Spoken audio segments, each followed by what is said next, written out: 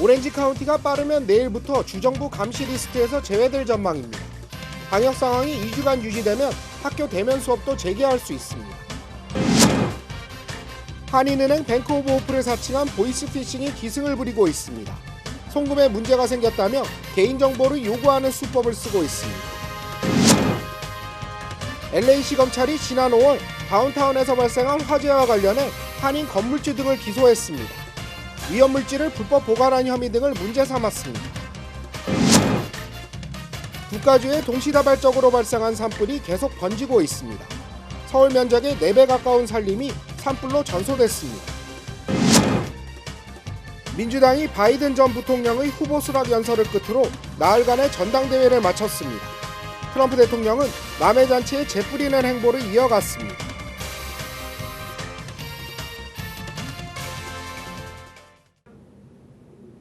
네, 한인은행을 사칭한 보이스피싱이 기승을 부리고 있습니다. 송금에 문제가 생겼다며 한국어로 개인정보를 요구하는 수법이라고 합니다. 관련 소식 잠시 뒤에 전해드리겠습니다. 그동안 지속적으로 확진자가 감소했던 오렌지 카운티가 빠르면 내일 주정부 감시 리스트에서 제외될 전망입니다. 현재 방역 상황이 앞으로 2주 동안 유지되면 학교 대면 수업도 재개할 수 있습니다. 첫 소식은 김민우 기자입니다. 오렌지 카운티는 빠르면 내일부터 주정부 감시 리스트에서 제외될 가능성이 높아졌습니다. 오늘 오렌지 카운티가 발표한 1일 추가 확진자 수는 모두 372명, 사망자는 26명이 추가됐습니다. 오렌지 카운티는 최근 확진자 수가 감소하면서 주정부가 요구하는 6가지 감시 리스트 기준을 대부분 충족했습니다. 먼저 카운티 주민 10만 명당 감염자 수는 주정부 기준 100명보다 낮은 96명을 기록했습니다. 확진율도 주정부 기준 8%보다 낮은 5.5%로 집계됐습니다. 더구나 중환자실과 인공호흡기 수용력도 모두 기준을 충족했습니다. 만약 주정부의 감시 리스트 제외 상태를 2주간 유지할 경우 먼저 학교 대면 수업이 가능해집니다. 최근 오렌지 카운티는 지역 내 30개의 초등학교들에 대한 대면 수업을 우선 허가받았습니다. 오렌지 카운티가 현재 방역 상태를 계속 유지하면 미용실 영업과 식당 내 영업 재개 등 경제 재개 조치도 조만간 시행될 것으로 전망되고 있습니다. LA에서 SBS 김민우입니다.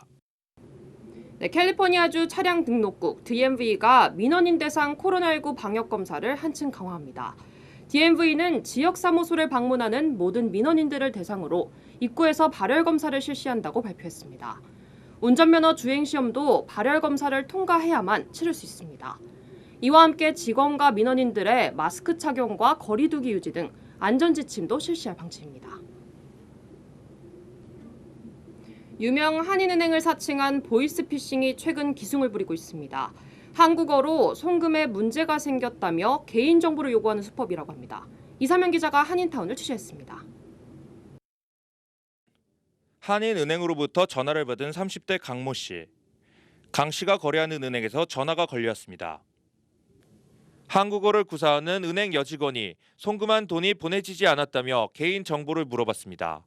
지점하고 이름수로 내가 연락하겠다 이렇게 얘기를 했더니 그냥 손님의 와이프 트랜스퍼는 걱정 안 하시나요? 이렇게 얘기를 해서 걱정 안 하는데요. 이거 보이스피싱이죠? 이름을 딱 은행 계좌번호를 비롯해 소셜 번호까지 요구했습니다. 한인은행 직원을 사칭한 보이스피싱입니다. 저희 은행에 와서 직접 뭐를 하는 게 아니라 저희한테 받았던 그 소셜 엔지니어링에서 아니면 보이스피싱에서 받은 인포메이션을 가지고 다른 식으로 프로드를 하기 때문에 전화기 발신자 확인 장치에는 김 씨가 거래하는 은행 이름까지 떴습니다. 피해자는 전화를 끊고 수신자 확인 장치에 나온 번호로 전화를 걸고 보이스피싱인 것을 확인했습니다. 해당 은행 측은 전화를 걸어 고객들의 계좌번호를 물어보지 않는다는 점을 확실히 했습니다.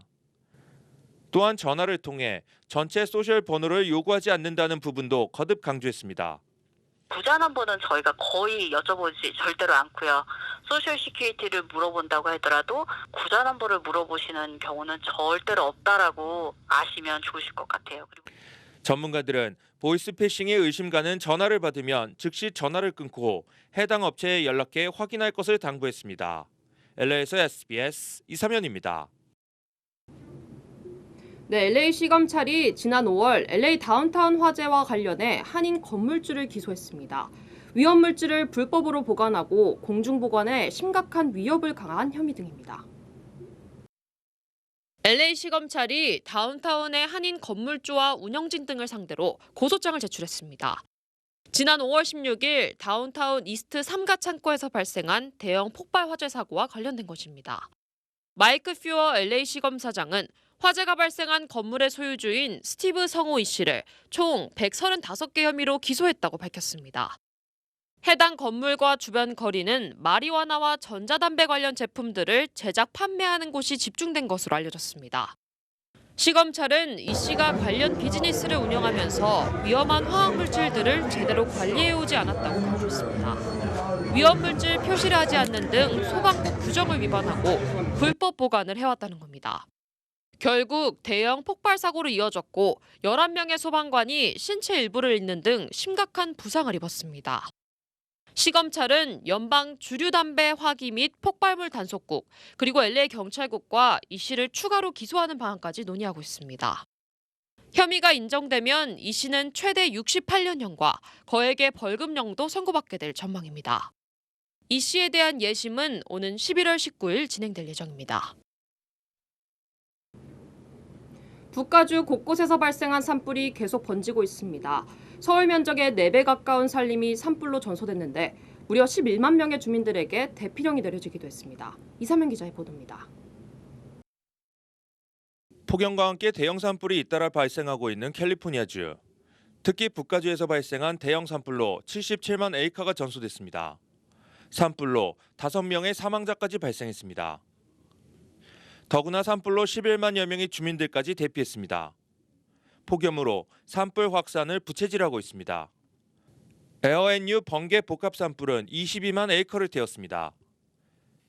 베커빌 지역은 산불로 500채의 건물이 전소됐습니다. 캘리포니아 소방국은 7%의 진화율을 보이고 있다고 발표했습니다. 실리콘밸리 동쪽에서 발생한 SCU 번개 복합 산불은 23만 에이커를 태웠습니다. 이것도 불 진압에 어려움을 겪으면서 10%만 진화됐습니다. 이번 대규모 산불은 번개로 인한 불씨로 시작됐습니다. 사흘 새 무려 1,800번에 달하는 벼락이 캘리포니아 지역에 떨어져 367건의 산불이 발생했습니다. 북가주의 대형 산불로 연기가 네브라스카 주까지 번지고 있습니다. 앞서 LA 인근에서 발생한 레이크 산불은 2만 8천 에이커를 태웠고 52%의 진화율을 나타내고 있습니다. 아주사 렌치 산불로 4,200에이커가 탔고 진화율은 33%입니다. SBS 이사면입니다. 네, 입시 비리를 저지른 유명 할리우드 스타 부부에게 결국 실형이 선고됐습니다. 연방법원은 배우 로리 러플린 부부에게 각각 징역 2개월과 5개월형을 선고했습니다. 부부에게는 각각 15만 달러와 25만 달러의 벌금도 부과됐습니다. 러플린 부부는 50만 달러의 뇌물을 제공하고 두 딸을 USC 대학에 부정 입학시킨 혐의로 지난해 기소됐습니다. 네, 민주당이 바이든 전 부통령의 후보 수락 연설을 끝으로 나흘간의 전당대회를 마무리했습니다. 바이든 후보는 어둠의 시절을 극복하겠다는 포부를 밝혔습니다. 트럼프 대통령은 그 와중에도 남의 잔치에 재 뿌리는 행보를 이어갔습니다. 워싱턴 김윤수 특파원입니다. 친근한 할아버지 같던 평소 모습과 달리 바이든 전 부통령의 연설은 단호했습니다. 트럼프 대통령이 미국을 어둠 속에 가둬놓았다며 어둠의 시절을 극복해야 한다고 강조했습니다. This is our moment. This is our mission. May history be able to say that the end of this chapter of American darkness began here tonight. 바이든 후보의 연설을 마지막으로 나흘간의 민주당 전당대회가 끝났습니다. 오바마 전 대통령 부부가 트럼프 저격수로 나서 전당대회 분위기를 끌어올렸고 Donald Trump hasn't grown into the job because he can't. Donald Trump is the wrong president for our country. 사상 첫 흑인 여성 부통령 후보가 된 해리스 상원의원도 주목을 받았습니다. Donald Trump's failure of leadership has cost lives and livelihoods. 그러나 사상 초유의 화상 전당대회가 지루했다는 평가도 많았습니다. 첫날 시청자 수는 4년 전에 비해 25%나 줄었습니다. 트럼프 대통령은 상대당 전당대회 기간 동안 공세를 자제하는 관행을 깨고 내내 재뿌리기 행보를 이어갔습니다.